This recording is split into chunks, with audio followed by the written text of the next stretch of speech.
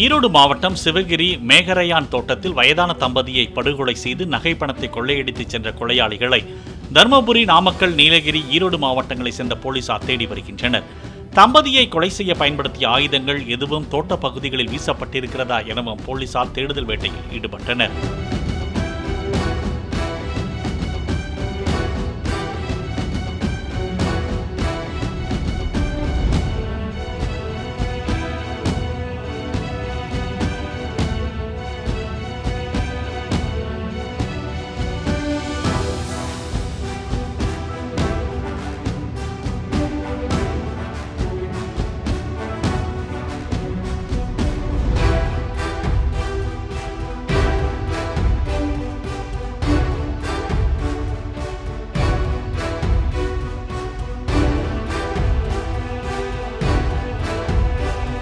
Play store மற்றும் app ஸ்டோரில் இருந்து பாலிமர் செயலியை QR கோடு மூலம் பதிவிறக்கம் செய்யுங்கள்.